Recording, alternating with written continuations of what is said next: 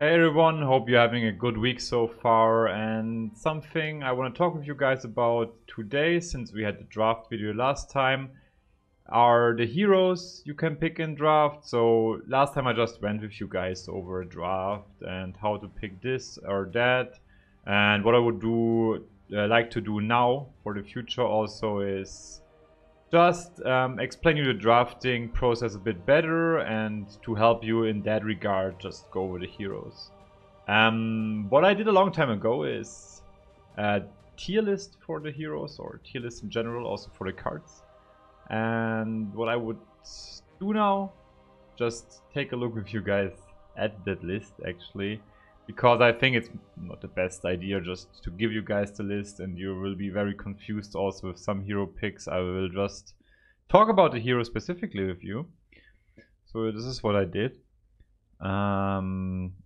Yeah, I have also a card tier list there, but it's too much for one video. I also want to keep it simple for you guys, and this time we just talk about the heroes. So I just separated them in some tiers, and I will also talk with you guys about why I like certain heroes. So let's just start with X. I think X is very strong because he has the best stats of all heroes, plus a decent signature card. That's why I rated him very on top there, together with Tinker. Tinker doesn't have the best stats. He's a 7/5 hero. He has a disarm ability all 3 turns. What makes him that good is his signature card, March of the Machines. I will not show you these cards now, guys, because you will see these in-game. And this is also a little bit of advanced content if you will talk it like this. It's like, this is not an intro video of this hero has this and that. I hope you already know the mechanics and the cards also, which you can look up at other videos. I'm pretty sure about that. And so we just... If I talk about Tinker, I assume you know that he has martial machines and his stats and his ability, okay? I will just talk why I like the ability or why I like the hero, because he has this or that ability. So Tinker being that strong is because the March of the Machines is a really strong signature card, in my opinion. Especially in draft where you don't have that much AoE. Yeah, next is Sniper. Sniper has not the best stats, pretty close to Tinker's stats, a bit weaker. He has the headshot ability, which is very solid. You get it just on top of him, and what makes him that good is his assassination card. Very good late game card, and good hero cards make for me Sniper one of the top tier heroes, also being very rare, I think. Draw Ranger. What makes her insane for me is the +1 buff on all the lanes. I think that's totally through the roof. Plus Gust being a decent signature card. And her stats not being the best, but really it's her ability to buff every unit by 1. While she's on the board, of course. Phantom Assassin, what makes her that strong is... okay signature card, not an insane one. Pretty solid. Plus she has, I think, the best stats from the black heroes. It's a good early game hero with a decent signature card, which makes Phantom Assassin very nice. Legion Commander.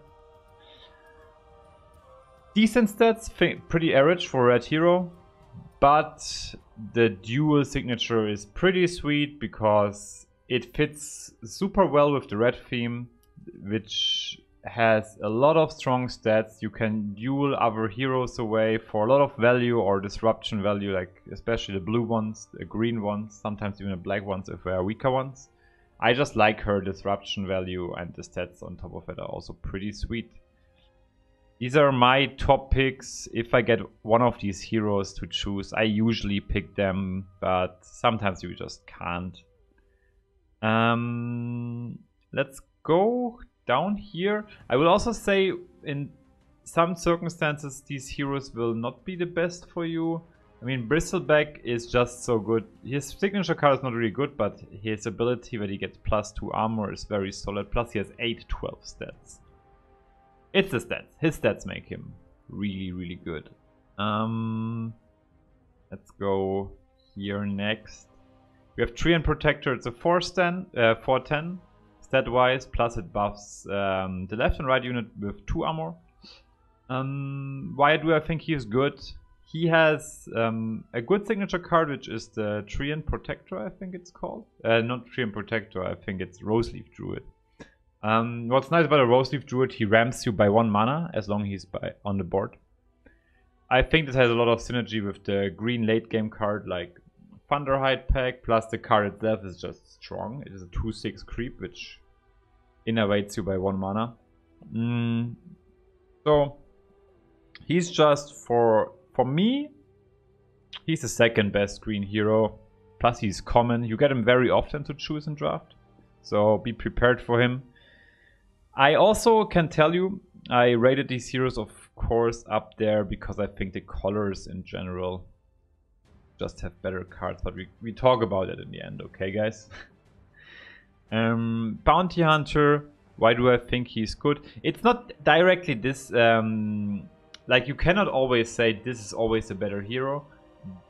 I just rated them tier 2 because of certain circumstances, and out of many games played, I think the tier 2 rating just has good heroes in there, but not insane ones. It's also not directly this order. So Bounty Hunter has the track, which can give you a lot of gold. Why do I think Bounty Hunter is that good? Obviously, his stats are just solid. His signature card is solid. Plus, I think the gold theme gives you in draft a very clear direction, because Helm of Dominator, if you pick up something like this with the Bounty Hunter, just gives you a straight up win condition. And I think having decks with win condition already makes your deck above average. Beastmaster, it's a 5/12. That's pretty average stats for red. And his card, the signature card being Primal Roar. I think that's an above average hero card. And he also brings you every 3 rounds a boar, a free 1/3 boar, 3 attack, 1 armor, 3 health, which I think makes him above average. What you have to keep in mind with Beastmasters though, his signature card works together with red heroes, so you need at least 2 red heroes to make him playable. Like for example, Bristleback, you can just splash in a single hero, same with X, but also X works with red heroes. Or Sven, you can just splash in alone. Beastmaster, you cannot do that with him, yeah. Lycan, very similar to the Treant Protector. I think he's very snowbally if he's unchecked. Even a better lone lane stander than the Treant because he buffs with attack, so if you play units to left and right with him, they get +2 attack. His signature card is very close to a Treant signature card. I think he's as good as the Treant. If you get to pick him, you most of the time pick him because he's so good, yeah. In one of the stronger green heroes. Have Sven here. Sven just having a nice cleave ability. He gets, for half of his attack, he gets that amount of cleave. His signature card is not that great, but I think what's rare in Artifact is good early game heroes, and therefore I rated him up there. He's not insane, but definitely good. You want to have one of them, him, not 2. 2 Sven are a little bit much. Omni Night, next on 5/12 stats. That's very solid. He can heal every second turn. That's really sweet for free. And his signature card is giving all the creeps of an allied hero, or not all the units of an allied hero +2 regeneration. I think regeneration is very valuable in Artifact. I would even maybe rate him a little bit higher. Like Omni Night is a nice green hero. I put him on lane with Treant and with Lycan. Maybe a little bit below, but yeah. This is not the exact order. I think you should always pick the heroes, by the way. I think I said that already twice now. Solakan, I would even put maybe above Bounty Hunter, picking wise, because she deals 12 damage when she hits a tower. She's at 8/6. What makes her red strong, she's so aggressive, so snowbally. The assault ladder is just really sweet. I think it's also because there are particularly not the best answers for creeps in draft. Like, she's very much a draft hero, I would even say. And what she gives you is a lot of flexibility. She can, like the assault ladder, once you have that in a lane, like usually in draft you can just leave the lane which got already, let's say, slaughtered. You can leave it a bit alone, but with assault ladders you certainly threaten 80 damage very fast. That's why I think Sola's for me surprisingly better than I thought in the beginning. After playtesting a lot, I think she's really sweet. Winter Wyvern is for me more like a filler hero. I usually don't pick her, only in the last packs I take it. Because the 6/6 stats and the flying ability is not very insane for me. It's very much average, and the Winter's Curse for me is just a worse Phantom Assassin. For me, the Winter Wyvern is just a little bit better than the base hero, so I take it when I get it. If I pick her usually when I'm in a pack 4 or 5. Yeah, and I am already in black. So now we really come down to the worst heroes. Like I will talk if you... I don't want to go too deep into these heroes because I think they are just worse than a base hero. At the moment that is for me. Like Darkseer, Chen and Abaddon. For me they just don't... I mean, just to summarize this, I think their cards are too weak. Like their hero cards. Chen, like, and the stats are too weak. Mainly that is because the green base hero is already really strong because he has a good synergy with the green card set. The creep that is, plus the base hero is just a little bit worse than a Treant Protector and like not a little bit, he's quite worse, but he still works together with the creep theme, which Darkseer, Chen and Abaddon do not so well because they don't have creep cards. Yeah. What else can I talk about? Yeah. Like, I basically never pick these heroes. I'm really like, Wyvern I sometimes pick Darkseer. I rather play base hero. Chen, I rather play base hero. Same with these three. Urza, I play him. Urza is for me the red Winter Wyvern, value wise. And now we come also to my favorite heroes, the blue ones. Do I need to talk about the blue heroes stat wise? No, because they are the weakest. Tier 3 this, I would maybe even change that up nowadays. Like, this is a little bit of an older list. Maybe that's also why it's interesting. I did that a while ago. The best blue hero, I would say, I mean, where's even Luna? Did I delete her? I deleted her. I don't even know. I would say Luna is the strongest blue hero for me. And after that comes probably Prelex. And yeah, then Zeus and Ogre. I don't think you should play blue too often in draft as it stands at the moment. If you play blue, it should have to do with Luna or Prelex. You can pick Zeus and Earthshaker. They are both also okay heroes, but this how I would handle it. You want to have a decent amount of cunning plans, or an annihilation, or dimensional portals. These are like the free cards. Like Compel is also good. But please guys, only pick blue if you got these cards as fillers. It will increase your win rate by quite a lot.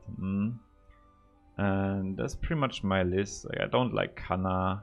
I would even put them up here, like tier 3s. Like, I don't even know if I like this tier ranking too much. It's just like I rarely end up picking Kana. It's kind of a combo-ish hero for me. The Skywrath Mage I pick in the end if I'm already having good blue cards. For all of them the same applies. These 4 heroes, Earthshaker, Skywrath, Ogre, Prelex and Zeus, I pick if I'm in pack 5, sometimes at the end of pack 4 and I have really good blue cards I want to splash it, yeah. And with Luna I sometimes do an example because I think she's really a solid hero and also has the best blue stats for me. I take her out of that occasion, but really Luna's also not that amazing. I like to stay at green black very often. I think that's very solid. One thing I want to maybe talk with you guys about is always watch out. You have 5 heroes to deploy. Let's say you already have an X, a Sven, and a Bristleback. You have the early game filled, so heroes with an ability with you want to deploy later, like with an active ability. Omni Night is one of them, but you can sometimes play him early. But what's a good example here? Winter Wyvern, for example. She has an active 2 ability, which means you really want to have her at round 3. So what you should watch out for is that you have a good early game hero base also while you are picking. For example, a Beastmaster. You don't want to have him early because of course he has weaker stats for a red hero, but therefore he has this active ability, yeah. And you want to have the heroes with the passive ability if it's not X, because X is freaking broken. You want to have them in the beginning, like he has passive cleave, you want to have that at the beginning. He has this barroom brawler ability and the really good stats, you want to have that at the beginning, yeah. Or like Luna, she ticks every turn, you want to have that early on. What else can I talk about? Or just you want to have strong early heroes. That's also with the Lycan and the Treant. These you want to have early because they have passive abilities once again, yeah. So watch out that you always have, let's say, 2 heroes you would want to after deploy because they are either squishy and die fast, or they are just having active abilities. Yeah? Like what is another good example with an active ability? Here Skywrath Mage is probably one of the best ones. Very squishy, active ability, you want to have him later on because then it gets better. So the hero deployment, you get extra value from that. Yeah, guys, this is also like for me a lot of answering of my Twitch viewer questions. It's very basic. A tier list, I talked just with you guys a little bit. I want to keep it simple, give you some impressions, what I think. Of course, not everything is accurate, but it's my opinion. I want to help you guys out with the drafting and just make it more understandable because I have a lot of hours in this game and I want to share it with you. So if you have any questions hero-wise, you can write it below. I will try to answer it at the end of the next video or at the beginning, so we have like a fluent explanation of the draft theme. So I hope you guys enjoyed my video and I could maybe enlighten some questions for you. And thank you for watching, guys. Hope you're gonna have an awesome day.